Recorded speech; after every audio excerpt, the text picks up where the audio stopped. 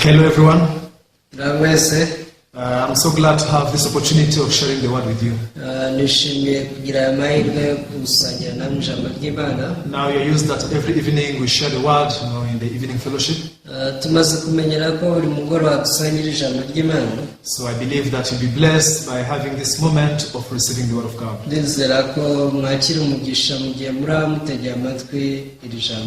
Let's pray as we begin. Dear our Heavenly Father, we thank you for this moment. Lord, you have called us so that you may speak unto us. Lord, I believe that there is a great providence, there is a great will to save us. So therefore, allow us to lower down our hearts so that you may receive your word as it is.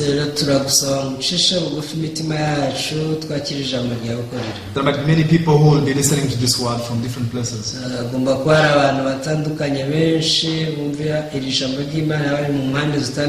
Lord, I pray that you may grant your favor so that they may unite their hearts with you.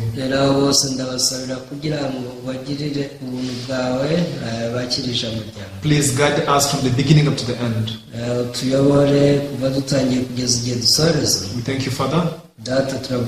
We pray all these things in the name of Jesus. Amen. Amen. So tonight we're going to read from the book of Matthew chapter 15. Matthew chapter 15 starting from verse 21. From verse 21, we will read up to verse 28. Please, if you have your Bibles, open up in the book of Matthew chapter 15, verse 21 up to 28.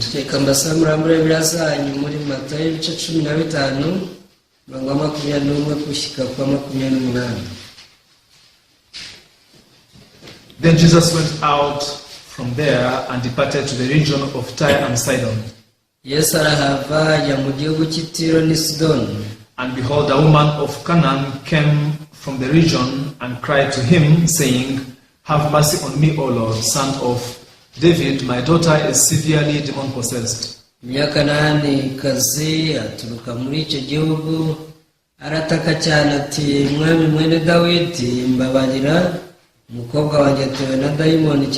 But he answered her not a word, and his disciples came and urged him, saying, Send her away, for she cries out after us.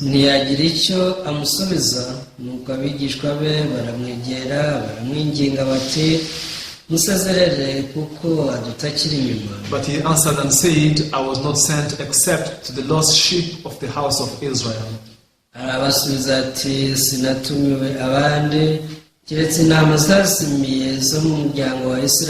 Then she came and worshipped him, saying, Lord, help me. But he answered and said, It is not good to take the children's bread and throw it to the little dogs.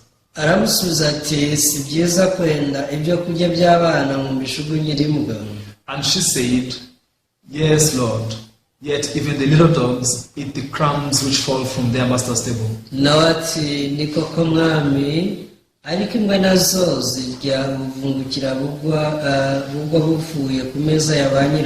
Then Jesus answered and said to her, O woman, great is your faith, let it be according to your desire. And her daughter was healed from that very hour.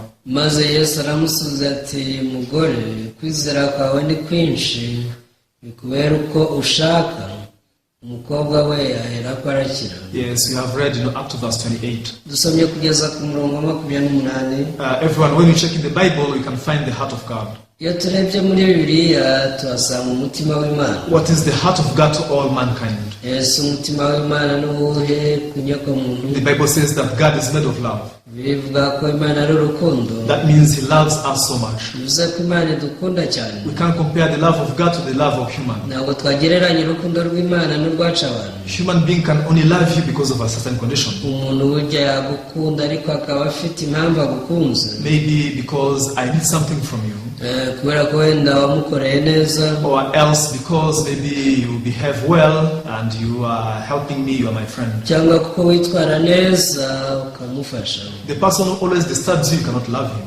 umuntu uhora agutesha umutwe ntushobora kumukunda. The person who breaks their promise, who causes harm to you, you cannot call him your friend. umuntu uhora kubabaza akica ibyo mwasezeranye ntabwo ushaka kumwita inshuti yawe. Now you can see that the love in this world is based on a certain condition. tubona rero ko urukundo rwo mu isi ruba rufite ikigombero. However, the love of God has no condition. ariko urukundo rw'Imana ntirugira ikigombero. God loves just because he is made of love. Imana ikunda abantu kuko yo ubwayo ari urukundo. And his love is genuine, is original. kandi urukundo rwayo ni umwimerere. So now I was saying that when you check the Bible, you can clearly find his heart. rero nababwiye ko iyo ugenzeye muri Bibiliya aricyo gihe ubona umutima wayo. So what is the heart of God in the Bible? none umutima w'Imana n'uwo uri muri Bibiliya. When you read in the epistle of Paul to Timothy, the first one in the book, in the chapter 2, verse 3 and 4, the Bible says that this is good and pleasant in the eyes of God, who desires all men to be saved and to come to the knowledge of the truth. iyo usomye urwandiko rwa mbere Pawulo yandikiye Timoteyo,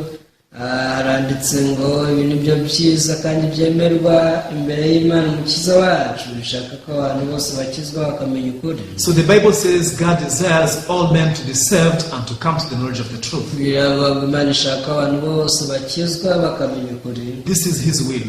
ni ubushake bwayo. This is something that God sincerely wants. ni ikintu Imana ishaka kandi ifite umutima ukomeje. Now you think about this. sa n'ubitekereza. God who is almighty.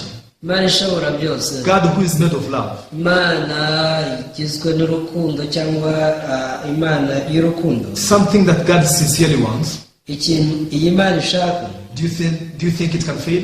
ese ko kutekereza ko cyayinanira kugikora? If God really sincerely to do something, nimba Imana ifite umutima ushaka gukora ikintu, I'm persuaded that God must fulfill it 100%. nizera ntashidikanya ko ibasha kugisohoza 100%. So if God wants us to be saved and to come to the knowledge of the truth, none nimba Imana ishaka ko dukizwa kandi tukamenya ukuri, there must be a way in which God has made so that we can be saved. bivuze ko hari inzira byanze bikunze tugomba gucamo kandi tugakizwa. God didn't desire that and ends with desire. ntabwo Imana yabyifuje ngo irangirize aho gusa. However, after desiring that, God also worked. He did something to accomplish his will. ahubwo nyuma yo kubishaka yagize n'ikikora irabisohoza. Now, that's why he sent Jesus Christ. nicyo cyatumye yohereza Yesu Kristo. Jesus, he came with one mission.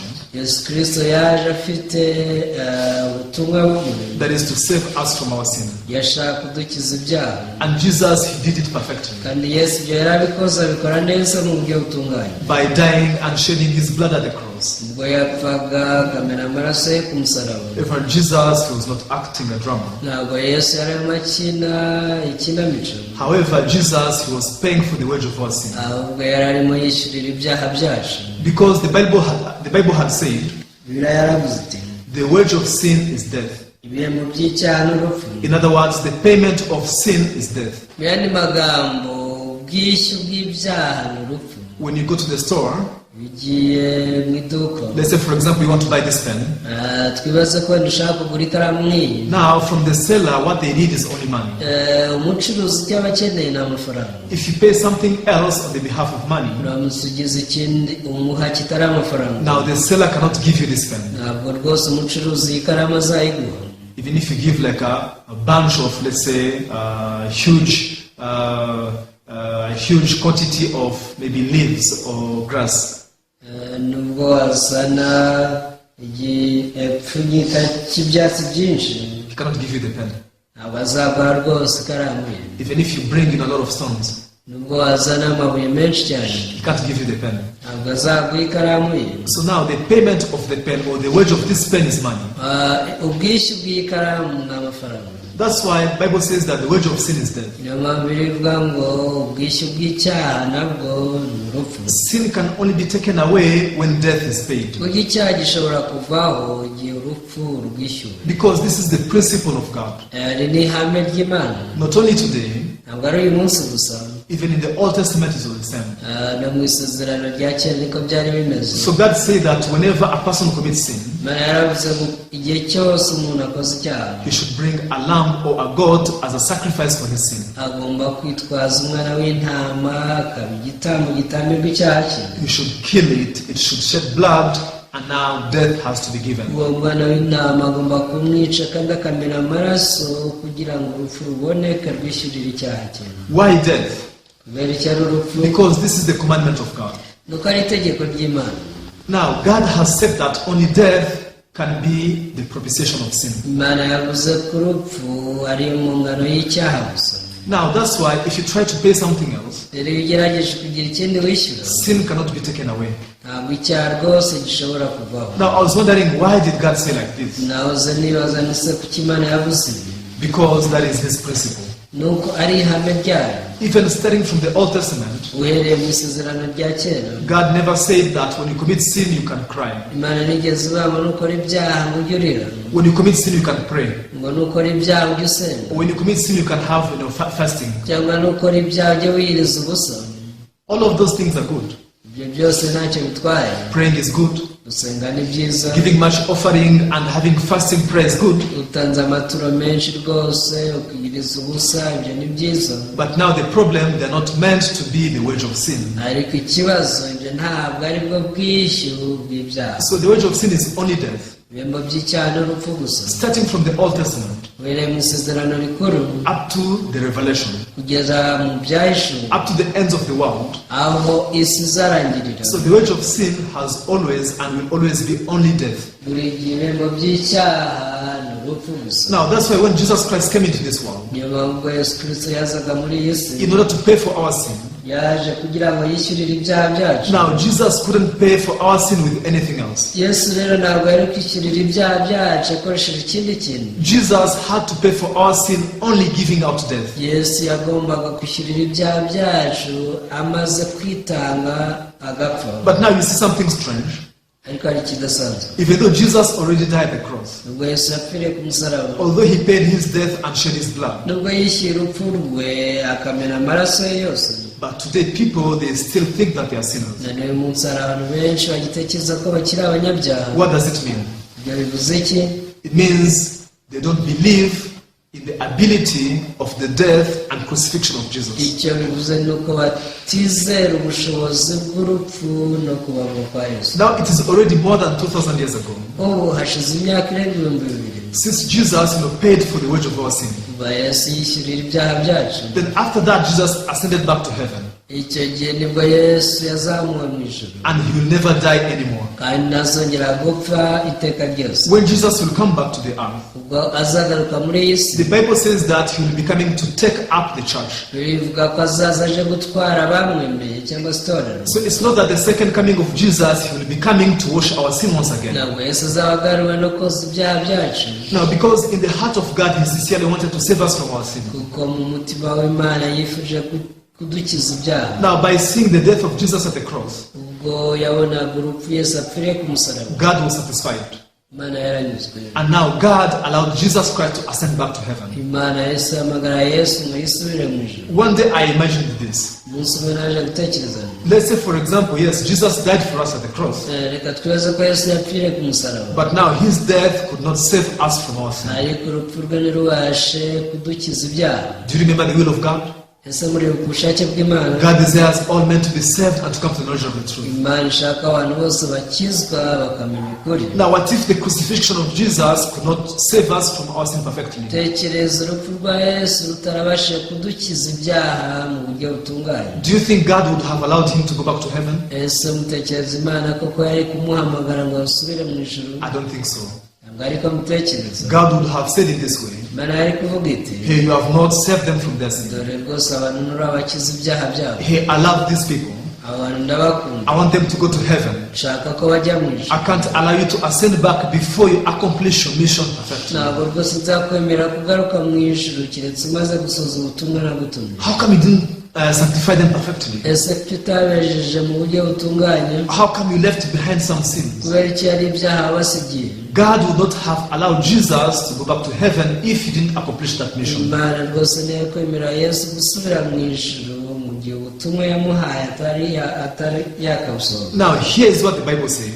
dore rero hano hari icyo biriho. When you read in the book of Hebrews chapter 1, igitabo cy'Abaheburayo igice kimwe, this is one of the verses that I like very much. uyu ni umwe mu mirongo nkunda cyane. Hebrews chapter 1 verse 3. Abaheburayo igice cya mbere umurongo wa 3. who being the brightness of his glory and the express image of his person, and upholding all things with the word of his power, when he had by himself purged our sins, sat down at the right hand of the majesty on high. kuko ari ukurabagirana k'ubwiza bwayo n'ishusho ya kamere yayo, kandi akaba ari uramiza byose ijambo ry'imbaraga ze, amaze kweza no gukuraho ibyaha byacu, yicara iburyo bw'ikomeye cyane yo mu ijuru. Now, what does the Bible say here? Ahasa n'ikibiri tubwira. From the middle, Mo hagati, when he had by himself purged our sins, sat down at the right hand of the majesty on high. aravuga ngo amaze kweza no gukuraho ibyaha byacu, yicaye iburyo bw'ikomeye cyane yo mu ijuru. Now, the Bible says that Jesus has already finished to purge for our sins. Biravuga ngo Yesu yamaze kweza ibyaha byacu. This is not my thought.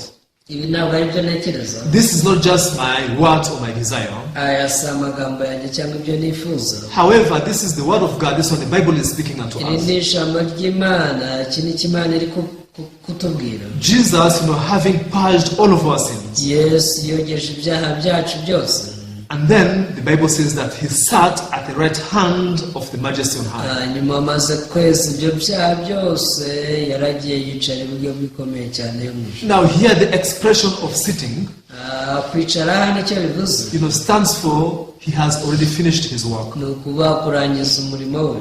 When someone is standing, Iyo umuntu agihagaze, that means he's working. bivuze ko hari akazi aba arimo. He's still busy, maybe he's not done with his duties. Aracyahuze rwose, nararangiza akazi ke. However, after finishing all of your duties, Ariko akimara kurangiza akazi ke, you go back home, asubira mu rugo, then you sit down. akicara hasi. And now this is the assurance that Jesus has finished to wash away our sins. Rero iki ni cyo gihamya cy'uko Yesu yogeje ibyaha byacu byose. However, now there is what our thoughts tell us. Ariko hari icyo ibitekerezo byacu bitubwira. Hey, you see, you are still in this world. Dore uracyari mu isi, You still have this flesh. uracyafite uyu mubiri. Even sometimes you commit sin. Rimwe na rimwe ukora n'ibyaha, So you are a sinner. uri umunyabyaha. On one hand, our thoughts tells that you are a sinner. Ku ruhande rumwe ibitekerezo byacu bitubwira ko turi abanyabyaha. On the other hand, the Bible says that our sins are washed away. Ariko ku rundi ruhande bikatubwira ko ibyaha byacu byogejwe. Then what will you choose to believe? None ubwo uzizera iki?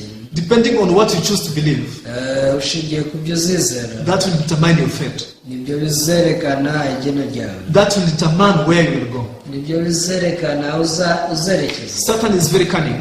Satani ni umushukanyi cyane. Now, Satan has deceived the whole humanity. Satani yashutse isi yose, He makes them to believe the reality. atuma bizera ukuri babonesha amaso yabo, He makes them to believe, their thoughts. atuma bizera ibitekerezo byabo. So now by looking at themselves, Iyo birebyeho they find that they have done mistakes. babona bakosa, They have committed sin. bakoze ibyaha, Now they just believe that I'm a sinner. bagahita bizera ngo turi abanyabyaha. However, the true Christians Ariko abakristo nyakuri don't believe in their thoughts. ntabwo bizera intekerezo They zabo, don't believe in their eyes. ntabwo bizera amaso yabo, They believe what the Bible says. bizera icyo bivuga, They believe what the Word of God says. bizera icyo ijambo ry'Imana rivuga. God called Abraham and spoke to him. Imana yahamagara Aburahamu iramubwira iti, Hey, Abraham, from now on you will not be called Abram, but you'll be called Abraham. yewe Aburahamu we, guhera uyu munsi ntuzongere kwitwa Aburahamu, ahubwo ujye witwa Aburahamu. The Hebrew meaning of Abraham stands for father of many nations. Ijambo Aburahamu mu Giheburayo rikomoka bivuga se w'amahanga menshi, It is like grandfather or grandfather. bivuga sekuruza w'amahanga menshi. Who can be a grandfather? Ese ninde ushobora kuba sekuruza w'amahanga? So only the person who have got children, Umuntu wabyaye gusa that person can be called the grandfather. niwe witwa sogokuru. If you have no children, Udafite abana, then it's not even possible for you to be called the grandfather. ntibishoboka ko wazaba sogokuru w'umuntu. Now, when God changed the name of Abraham, Ubwo Imana yahinduraga izina rya Aburahamu, He told him, amubwira iti, you'll never be called Abram anymore. ntuzongera kwitwa Aburahamu, From now on, you'll be called Abraham. ahubwo guhera uyu munsi uhindutse Aburahamu. At that moment, Abraham had 75 years old. Icyo gihe Aburahamu yari afite imyaka 75, But now the problem, he had no child. ariko ikibazo nta mwana yagiraga. His wife was barren Umugore we yari ingumba, because they begat their first their first son at 100 years old. umwana wabo wa mbere bamubyaye bagize imyaka 100. However, at 75, God told him he'll be called the father of many nations. Ariko ku mwaka wa 75 Imana yamubwiye ati wowe witwa sekuruza w'amahanga Now, menshi. if you try to stand in the shoes of Abraham, uhagaze mu nkweto za Aburahamu. Whenever he looked at himself, Igihe cyose yirebagaho what did he think? yatekerezaga ngo iki? Oh, I don't have a child. ati umwana mfite, Oh, my wife is barren. umugore wanjye ni ingumba, Oh, we are just, childless. ubu ngubu rwose turi incike. Now, the word of God says, you are the father of many nations. Ijambo ry'Imana riravuga ngo uri sekuruza w'amahanga menshi. His thoughts is saying that I have no child. Ibitekerezo bikamubwira ati dore nta mwana mfite. But the word of God says you have many children. Ijambo ry'Imana rikamubwira ngo ufite abana benshi. Now, who is a faithful man? None uwizera ni muntu ki? A faithful man is the person who believes the words of God regardless of their thoughts. Uwizera ni umuntu wemera ijambo ry'Imana icyo rivuga atitaye ku byo atekereza. So now Abraham began to call himself Abraham. Aburahamu yatangiye kwiyita Aburahamu. In the village, whenever he met a stranger, Mu gihe cyose yaraga n'umuntu mu rusisiro. hello, old man. Ati muzera, Hey, what's your name? ese witwa nde? My name is Abraham. Ati nitwa Aburahamu. Oh, you are the father of many nations. Uri sekuruza w'amahanga. Then how many children do you have? Ugize abana bangahe? I have no child. Umwana mfite. But you said you are Abraham. Ariko avuga ngo uri Aburahamu. How come? Gute se?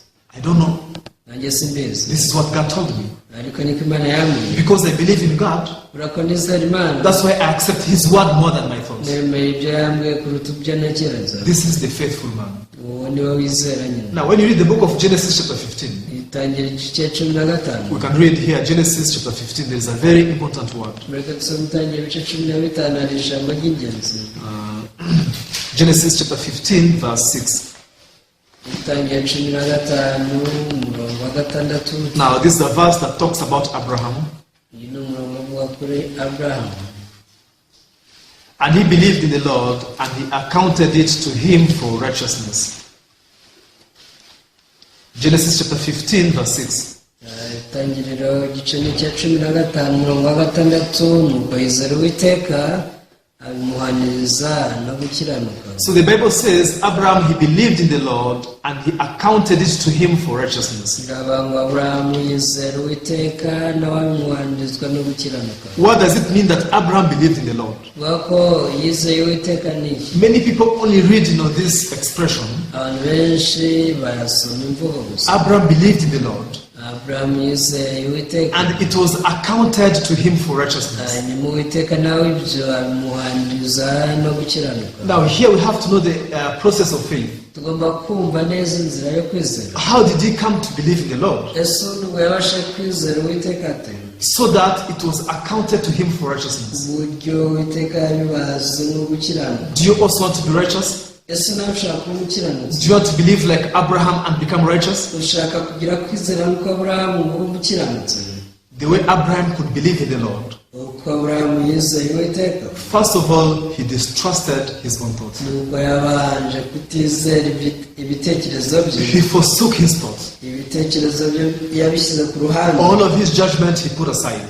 Imanza yacaga zose yazishyize hasi. Therefore, he was able to believe only the word of God. Uko niko yaje kwemera ijambo ry'Imana gusa. It is not possible for Abraham to believe in himself and believe God at the same time. Ntabwo bishoboka Aburahamu yakwizera Imana kandi yizere n'ibitekerezo bye. Because you cannot introduce yourself, as a father of many nations and at the same time as a childless person. Ntabwo ushobora kuvuga ngo nyiri sekuruza w'amahanga menshi ngo nurangiza uvuge ngo ndi n'umuntu utagira umwana. You should only believe one of the two. Ugomba kwizera kimwe muri ibyo. So now we can see, in order to believe the word of God, rero kugira ngo wizere ijambo ry'Imana, we should forsake our thoughts, our judgment. ugomba kubanza gushyira hasi ibitekerezo byawe no guca imanza kwawe. Now, by believing in God, God was very happy with Abraham. Ubwo yizeraga Imana, Imana yaramunezerewe. Now, after Jesus died for us, Yesu amaze kudupfira, God wants us to believe in His word. natwe Imana ishaka ko twizera imirimo ya Yesu. God wants us to believe in His word. Imana ishaka ko twizera ijambo ryayo. How does His word say?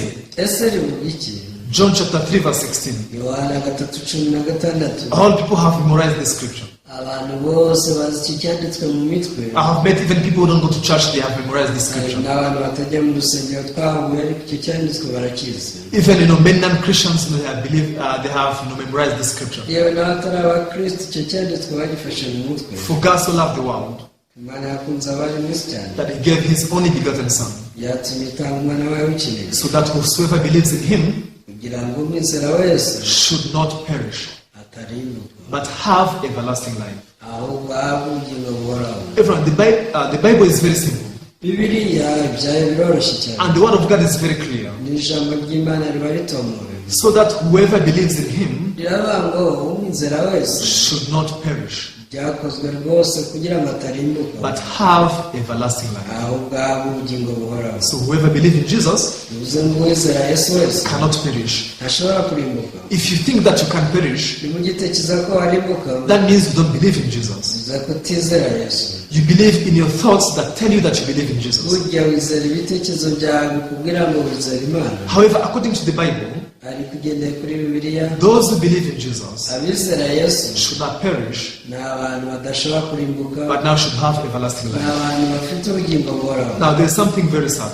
hari ikintu kibabaje. Although God gave us such an amazing salvation, nubwo Imana yaduha ako gakiza gahambaye, although God loved us and did everything so that we can go to heaven, nubwo Imana yadukorera byose ngo tujye mu ijuru, Satan has deceived humanity. Satani yashutse inyokomuntu. Instead of believing in the word of God, many people believe in their thoughts. kugira abantu bizera ijambo ry'Imana, benshi bizera intekerezo zabo. Now, it's not that everyone can just receive this grace. ntabwo rero abantu bose bakira ubuntu. There is a certain position where you have to be hari ahantu runaka uba ugomba kuba uri in order to receive, this fact. kugira ngo wakire uko kuri. We call that the principle of God.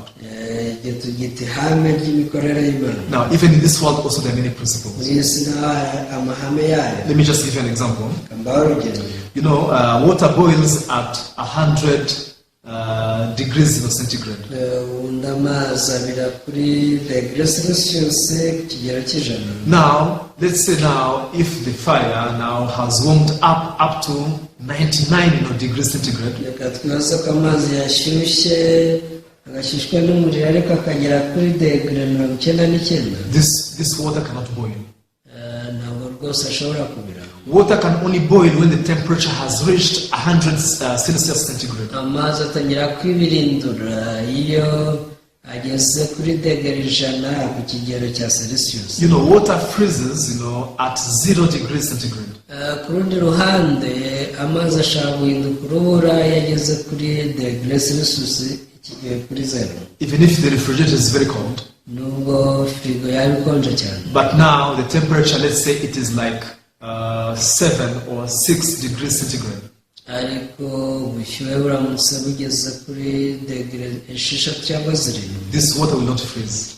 andi amazi ntabwo azahinduka urubura. It will only freeze when it reaches 0 degrees Celsius. azaba urubura igihe degere zizagera kuri 0 ku kigero cya celsius. We call that a principle. ibyo rero tubyita ihame. So a principle is something that does not change. ihame ni ikintu kidahinduka. Now there is also the principle of faith. hari rero n'ihame mu byo kwizera. Although Jesus died for you, ubwo Yesu yagupfiriye, but how can you receive his works? ubwo wakwakira imirimo ye gute? There are many people who wish to go to heaven, who wish to receive salvation, hari abantu benshi bifuza kwakira agakiza, bifuza kujya mu ijuru, but they end up not receiving salvation. ariko birangira batakakiriye. It's not that Jesus didn't save them. si uko Yesu atabakijije, It's not that Jesus didn't wash away their sins. si nuko Yesu atogeje ibyaha byabo, However, they did not meet this standard. ahubwo ntibigeze bahura n'iri hamwe. That's why today I read you here the book of Matthew chapter 15. niyo mpamvu nabasomeye Matayo igice cya 15 uyu munsi. So now this story is very amazing.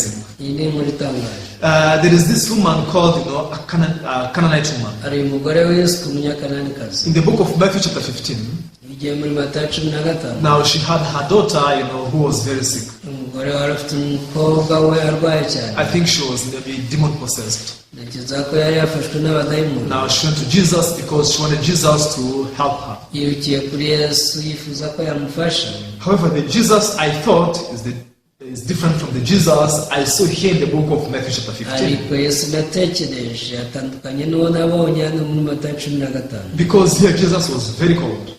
Yesu rwose yarakonje cyane. And somehow harsh to this woman. ikindi yabwiraga nawe uyu mugore. So we can read here verse 22. Musome hano mu murongo wa 22. Verse 22 says, but he answered her not a word. Verse 22.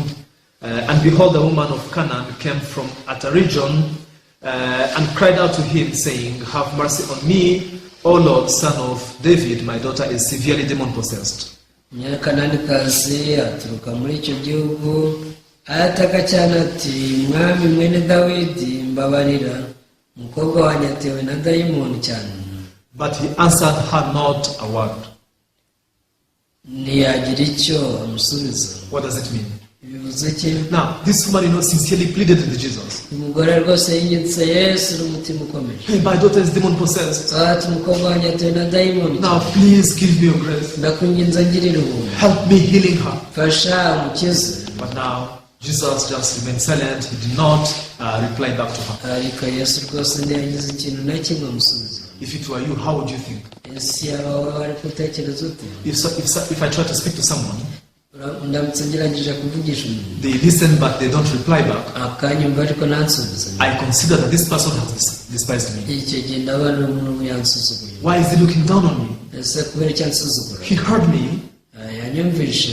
He could even deny it is okay. Yakanamakaniye ntacyo bitwaye. Why does he remain silent? Ese kuki andinga? I will never speak to him anymore. Ntabwo nzongera kumuvugisha. These days technology is advanced. Muri iki gihe iterambere ry'ikoranabuhanga ryageze kure. And people are very busy using their smartphones. Abantu bahugijwe no gukoresha telefoni zigezweho. Sometimes as you're chatting, uri kwandikirana n'abandi, you send a message to certain person, he sees it but they don't reply. Igihe wohereza ubutumwa umuntu ukabona ko yabusomye ariko ntagusubize. Then how do you feel? Umeze ute? You feel frustrated so much. Wumva rwose agutengushye.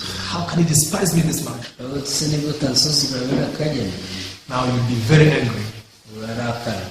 Now this woman, now she had the condition to close her to Jesus and go her way. Uyu mugore rwose yari afite ibisabwa ngo afunge umutima we ahita yigendera. However, up to this point now she did not close her heart. Ariko kugeza aha ntiyigeze afunga umutima we. Not only Jesus, but even the disciples were like complaining against her. Si Yesu gusa ahubwo n'abigishwa batangiye kumwitotombera. Do you know how they told Jesus? Bamuzi ko babwiye Yesu. Now we keep reading verse 23. Dukomeze umurongo wa 23. And his disciples came, urged him, saying, send her away, for she cries out after us. Nuko abigishwa be baramwegera baramwinginga bati musezerere kuko adutakira inyuma. Now this woman now, she was in the condition to be heartbroken. Uyu mugore yari ari ahantu rwose umutima we wabasha gushenjagura. Hey, who are these people? Saba n'abantu ki? I've been thinking they are servants of God. Natekereza ko ari abakozi b'Imana. How come they don't care on me? Ni gute batanyitaho? Now he just remained silent, he didn't speak back. Ariko yaricecekeye ntiyagira icyo abasubiza. Even his disciples now, they are saying that I can be kicked out. Dore n'abigishwa be bari kumbwira ngo nirukanwe. That's not all. Si byo gusa. Now we can see verse 24. Turebe 24. But he answered and said, I was not sent except to the lost sheep of the house of Israel. Arasubiza ati sinatumiwe abandi keretse intama zazimiye zo mu muryango wa Isirayeli. What does that mean? Ibyo bivuze iki? Now Jesus refused. Bivuze ngo Yesu yari yanze. I cannot do anything. Ntacyo namukorera. Hey woman, I cannot help you. Umugore we ntacyo nagufasha. Verse 25. 25. Then she came and worshipped him, saying, Lord, help me. Araza aramupfukamira aramubwira ati mwami ntabara. But he answered and said, it is not good to take the children's bread and throw it to little dogs. Aramusubiza ati si byiza kwenda ibyo kurya by'abana ngo mbijugunyire imbwa. What does that mean? Bivuze iki? Now, I think this was beyond measure. Tekereza ko byari bikabije. Now, this one seems to be an abuse. Bisa naho none bari kumutuka. I cannot take, the children's bread and throw it to little dogs. Sinafata umugati w'abana ngo mushugunyire imbwa. Now, this means, hey, human, I consider you as a dog. Bivuze ngo wowe uri nk'imbwa. The food I have is only for the children. Ibyo kurya mfite ni iby'abana. It's for the children of Israel. Abana ba Isirayeli. You are a Canaanite. Ariko uri umunyakananikazi. In other words, before us you are like a dog. Bivuze ngo uri nk'imbwa imbere yacu. Now, when I think about the position of the heart of this woman, iyo ntekereje ko umutima w'uyu mugore wari umeze. now she was still, too much to an extent that she should have closed her heart. Mu by'ukuri bari bamumwajije ku buryo yashoboraga no gufunga umutima we. However, the reason why God wrote this story in the Bible, hari icyatumye Imana yandikisha inkuru nk'iyi muri Bibiliya. God wants to show us the precious heart that can receive, the grace of God. Yashatse kutwereka umutima w'igiciro ubasha kwakira ubuntu bw'Imana. What kind of heart can receive the grace of Jesus? Ese ni muntu ki wakwakira ubuntu bwa Yesu? The heart like this woman's. Umutima umeze nk'uyu mugore. Verse 27. 27. And she said, yes, Lord, Yet even the little dogs eat the crumbs which fall from their master's table. nawe ati ni koko mwami, ariko imbwa nazo zirya ubuvungukira ubwo buvuye ku meza ya ba nyirazo. Now when I read the Bible, Barasomaga Bibiliya, I could see that this woman had a very precious heart. nabonye ko uyu mugore yari afite umutima w'igiciro cyinshi cyane. How did she react? Yashubije ngo iki? Yes, Lord. Yose nibyo mwami. She did not complain. Ntabwo yigeze yitotomba. She did not say, how come you call me a dog? Ntabwo yigeze aba ati ni gute wanyita imbwa? How can you despise me this much? Ni gute wansuzugura wenda ku kageni? After Jesus said you are like a dog, Ariko Yesu akimubwira ati uri imbwa. he said, yes, Lord.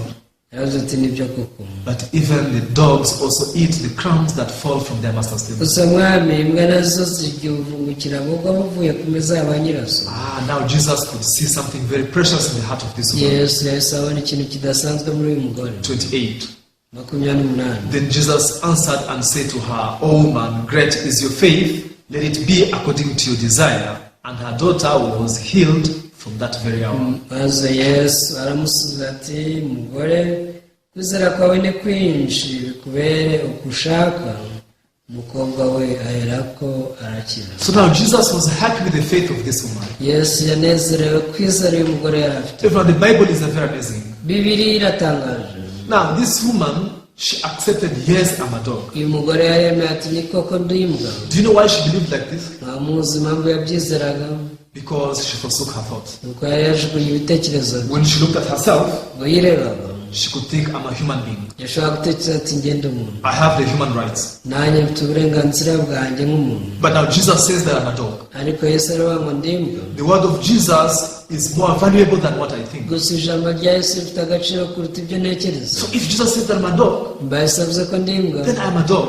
ngo ndi imbwa. Although I think that I'm a human, Ubwo ntekereza ko ndi umuntu. but the word of Jesus is true. Ari ijambo rya Yesu ni ukuri. Jesus is God. Yesu ni Imana. He's almighty. Yesu ashobora byose. He knows everything. Azi byose. Yes, Lord. Aravuga ati nibyo mwami. But even little dogs also eat the crumbs that fall from their master's table. Gusa n'imbwa nazo zirya ibyo kurya by'ubuvungukira bwashigajwe ku meza y'abanyirazo. Lord, I just need these crumbs. Icyo nkeneye n'ubwo buvungukira. And Jesus was very happy with her faith. Yesu yanejejwe no kwizera uyu mugore yari Now afite. she denied her eyes. Yahise areka mu maso ye. She denied completely her thoughts. Ati uyu mugore yaretse ibitekerezo bye byose. Now if God says that I'm a dog, then I'm a dog. Imana ivuze ko ndi imbwa, ubwo ndi imbwa. These are faithful people. Aba ni abantu baba bafite kwizera. And these are the people who can only receive the grace of God. Aba ni bo bantu bakira ubuntu bw'Imana gusa. Do you know what? Amuzi n'ikindi. Nobody denies the fact that Jesus washed away their sin. Nta muntu n'umwe uhakana ko Yesu atogeje ibyaha bye. All people accept that. Abantu bose baba babyemera. But the only problem is Ariko ikibazo ni ikihe? they don't accept their true image. Icyo batemera ni ishusho yabo y'ukuri. When God speaks to them their true image, Imana ibabwiye iby'ishusho yabo nyakuri. they deny it. Barabihakana. They say, no way, I don't think so. Ati reka reka ibyo si byo. Let's read the book of Psalms. Some Zaburi. Psalms chapter 14. Zaburi ya 14. So I'm ending. Gusoza. We can read one verse before we end.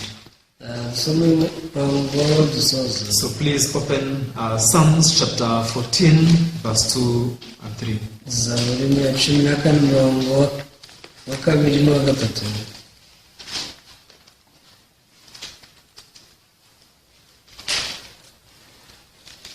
Now here the Bible says, the Lord looks down from heaven upon the children of men to see if there are any who understand and seek God.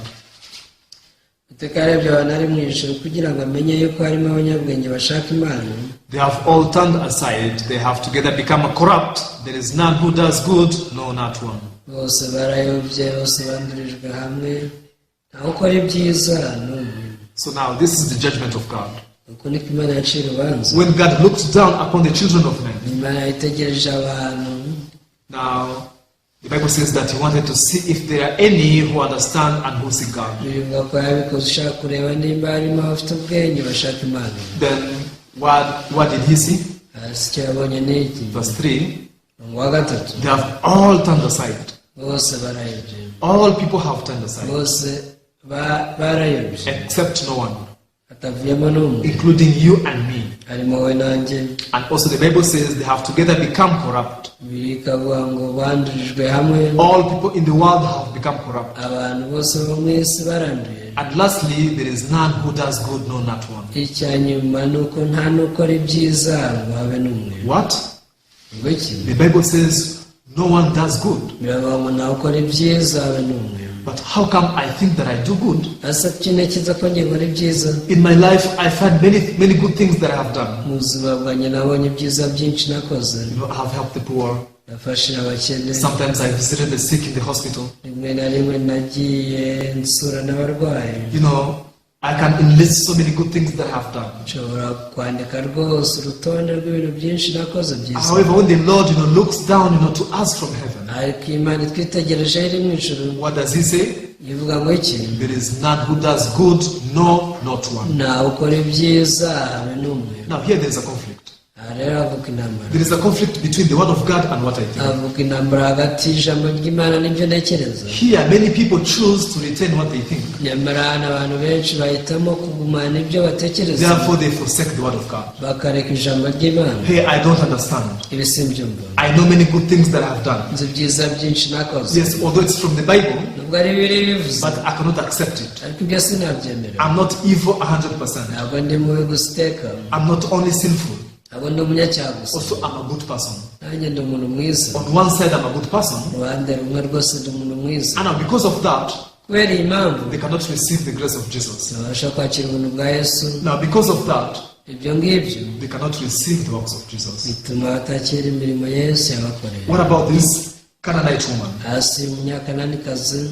Yes, she believed that I'm a human being. we yaravuga ati rwose ni umuntu. But because Jesus said I'm a dog, ariko yesu avuze ko ndi imbwa. therefore I forsake what I think. ubwo ibyo ntekereza ndabiheba. Yes, Lord, I'm a dog. nibyo mwami kuko ndi imbwa. But still, I need your grace.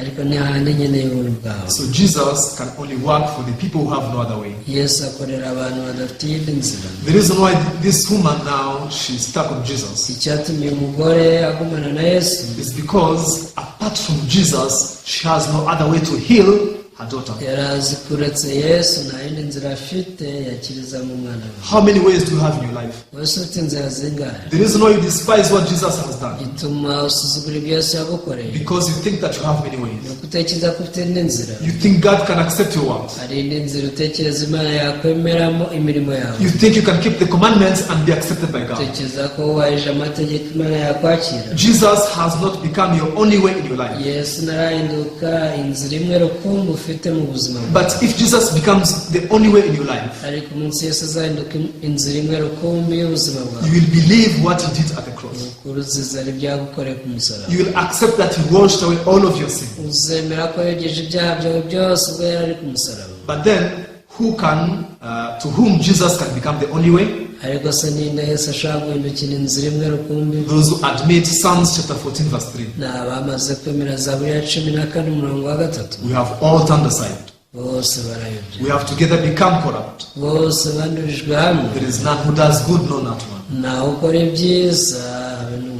God, I've been thinking that I have a good part. ati mana natekereza mfite igice cyiza. I've been thinking that I'm good in some way. natekereza ko hari uburyo ndi mwiza. But your word says that I can't do good. ariko urabona nta cyiza ntabasha gukora. Let me forsake my thoughts. reka ndeka ibyo ntekereza. Let me put aside, my judgment. reka nemere rwose nshyire hasi urubanza rwanjye. Lord, I want to believe your judgment. nyagasani ndashaka kwizera umwanzuro w'urubanza rwawe. Actually, the reason why God says that we have no good in us, icyatumye imana ivuga ko nta cyiza kiba muri twe it is because the heart that we have ni ukubera umutima dufite don't belong to us. si uwacu. The heart that we have, umutima dufite this is the heart of the flesh that we're born with, uyu ni umutima wa kamere tuvukana came from the devil. wavuye ku mubi satani. The devil planted his heart in Adam. satani yabibye umutima we muri adamu. And now Adam inherited the heart of Satan to all his offspring. adamu nawe aturaga uwo mutima twebwe abamukomotseho twese. God who can see in the heart, imana ibasha kureba mu mutima rero He can clearly identify the heart of Satan in human beings. ibasha kumenya rwose umutima wa satani uri mu bantu. And this is why He says that there is nothing good in the heart of niyo man. mpamvu ivuga iti nta cyiza kiwubamo. And because of that, ibyo rero He sent Jesus. byahiteye kohereza yesu. He sent Jesus to come and save us. yesu yagomba kuza akadukiza. If there was any possibility for us to do good and to please God, iyo haba hari uburyo na bumwe twakora ibyiza binezeza imana, so there was no need for Jesus to come in this nta world. mpamvu yo kuba yesu yari kuza mu isi. So loving followers, I really hope that you open your heart and receive this word. bakundwa ndizera ko mufungura imitima yanyu mukakirira ijambo. God will bless you by believing this word and forsaking your thoughts. Imana izabamugisha kubwo kwizera ijambo ryayo muretse ibitekerezo byanyu. Thank you very much. Akoze cyane. Let's pray and we can end. Dusenge dusoza. Father God, we thank you for this time. Data Mana, tugushimira aka kanya. Lord, there is a principle of people can receive your grace. Nyagasani hari ihame ry'ababasha kwakira ubuntu bwawe. Just like this Canaanite woman. Uyu munyakananikazi She forsook her experience and her thoughts. yashyize hasi ubunararibonye bwe n'ibyo yatekerezaga. And she just admitted, the image that you spoke to her. Yemera rwose ishusho wamubwiye afite. Therefore, you could work for her and she received your grace. Nyamara wabashije kumukorera rwose yakira ubuntu bwawe. The reason why people don't believe that they have been sanctified forever by you. Igituma abantu batizera ko wabejeje rimwe by'iteka ryose. It's because they don't admit that they're only evil continuously. Nuko batigeze banemera ko ari babi by'iteka. If we believe that, our flesh is only evil continually, babashije kwizera ko kamere yabo ari mbi gusa iteka ryose. then Jesus will be the only hope that we are left with. Icyo gihe Yesu azaba ariyo byiringiro byonyine rukumbi basigaranye. Lord, I pray that you allow us to believe in this one. Nyagasani ndasenze ngo twemerere twizerere ijambo ryawe. We thank you. Turagushimiye. We pray all these things in the name of Jesus. Byose tubisenze mu izina rya Yesu. Amen. Amen. Yeah, thank you very much. Murakoze cyane. See you until next time. Tuza